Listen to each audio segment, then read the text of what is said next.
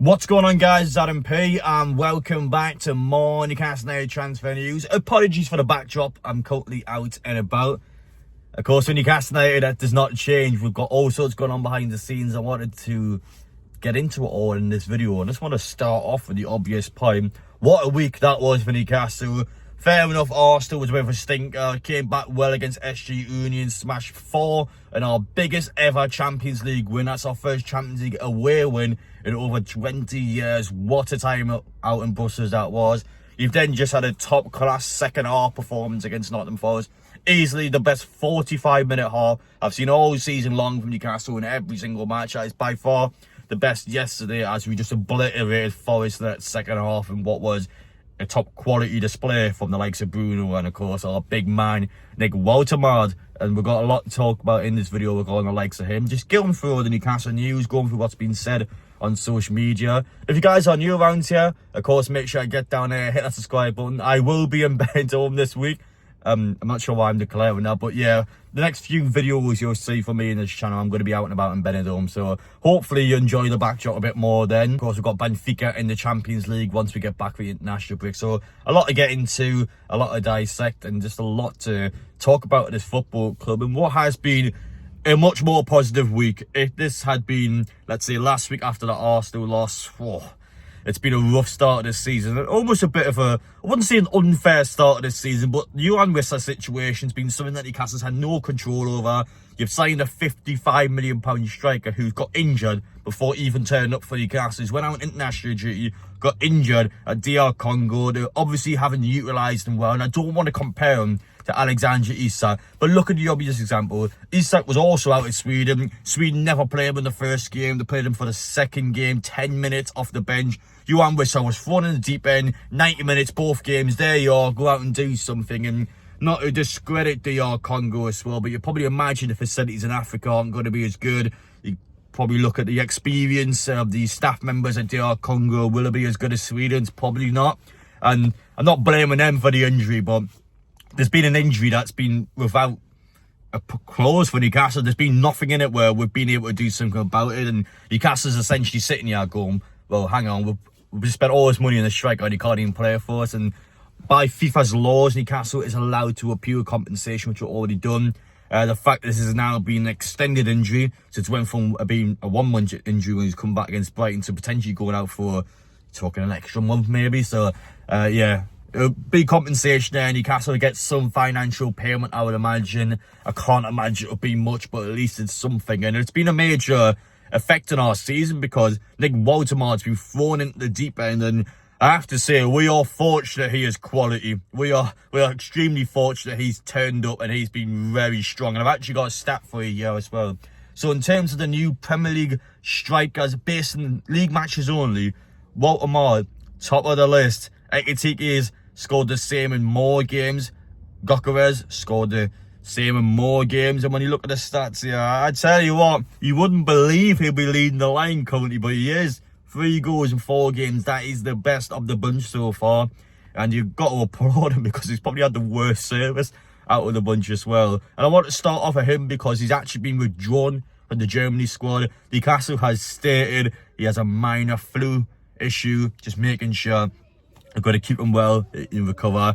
I'm going to be honest, I think that is the biggest load of BS ever. I do not think at all he has a flu. I think it's as simple as Newcastle knows what happened to Wissa, and we know if he goes out on duty and he gets injured, we don't even have a striker. I don't think he's got a flu. I don't think he's ill. Maybe he might have a slight cold if you wanted to actually properly go in on this information, but let's be honest, Newcastle's just keeping him out just to make sure he doesn't get injured for Germany, and you can't exactly blame them. He's going to be fine, to be ready to come back for us, to be playing straight away. And normally Newcastle hasn't got the right to be able to stop players from going out on duty, but I think collectively you've got to assess the situation here. Newcastle, we are knackered if he gets injured, so fair enough, let's just do it. Let's make sure he can come back and he can just be able to play well for Newcastle, because without Wissa, we've got nothing up front if Nick Woltemade gets injured for Germany.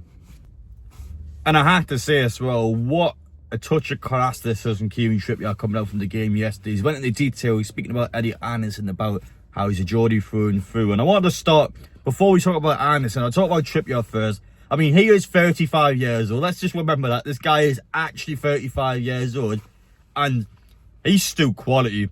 I got to admit, be watching him so far this season, and you would imagine someone his age, you're going to rotate him around quite a lot. That Tina injuries effectively forced him to be playing every game. And wow, what a player he is. He's still class of 35. I actually would go as far to say, I still think he has a couple of good years on him. And it's astonishing saying that, because it was about 18 months ago now where, as a fan base and as a club, we're almost looking at, well, you know, can we get some value in Trippier? Is he going to actually be able to keep putting his performances in? And it's past a year or so. I think he's just got it together without going into his personal life, without going into this guy behind the scenes. But I think a couple of years ago, there was quite a lot going on, of course, with his ex-wife behind the scenes. There was quite a lot going on, which I felt like affected him on the pitch, because his performances during that season, I remember that Chelsea Cup game, he dropped a stinker and it got us out of the competition. It was almost that season where he kind of dropped off a bit. Last season was class. This season has been even better, and I had to say he's back at his best. Not quite the same fullback when he first came in. He's not that attacking fullback anymore, and he's going to be contributing, whipping the ball, and he's more that defensive fullback now. But he's still quality at 35. I want to start off just by talking about Trippier, because I have to say he impresses me a lot. He's still top class, and he should retire at Newcastle. I actually am at that stage now where he's got a couple of years in him. Let's just make sure we can utilise and maximise this guy, because he's certainly putting the effort in behind the scenes, because his performance is sure. He's clearly fit and he's clearly playing well, and that's for someone who is supposed to be naturally unfit, because he's getting a lot older now. And as for Elliot Anderson, he's quality as well, I have to say. I was impressed with him yesterday. You take the penalty out of it, which, to be fair, when you watch the replays back, the penalty is not really much Anderson could have done. I think Bruno's just been very smart to get in front of the player and to then force the contact. Anderson was by far Nottingham Forest's best player yesterday, and I'm almost at that stage now. I feel awful saying this, but I actually kind of want Forest to go down just so we can go back in and get Anderson on the cheap. Now, that's actually, I don't want them to go down, because I like Forest and I think they're more exciting and far better to actually go to than a lot of these other Premier League grounds. But he's by far their best player. Wow. It does wonders for a player when he can play week in, week out, and that's exactly what Anderson's got. And he is 100 times the player he was in Newcastle. What an exceptional talent he is, and could potentially be a future starting option for England. I think it is that serious. I think he is performing that well, and I tell you what, Newcastle's team now, Joe Linton, as much as I love him, Anderson, you're coming straight in. I've had the choice now. I'd had Anderson, Bruno and Tonali in that midfield three. My word, what a performance for him yesterday. And I tell you what, Newcastle will have him back in that transfer list. I don't have any doubts about it. Anyhow, in that next summer window, despite the fact that it depends on where Forest finish, I don't think we'll side him next summer if Forest stays up. I have to go down, become a different conversation. I think it could honestly be a case where, depending on how long his contract is, maybe Newcastle gets him to try and run it down. But there's no way in hell he's not coming back to Newcastle one day.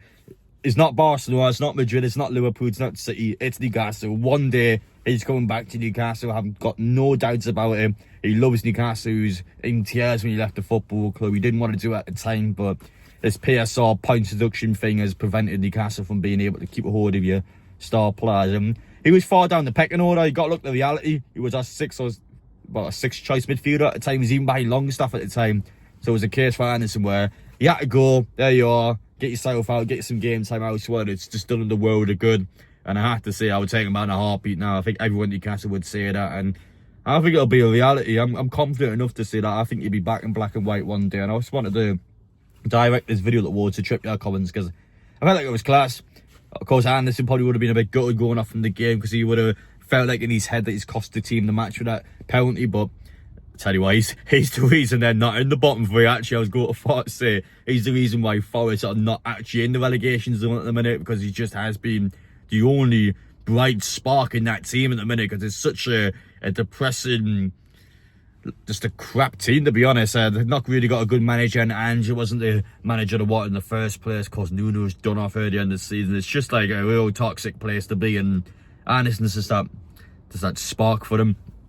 But in terms of the news, there's not much else to go into.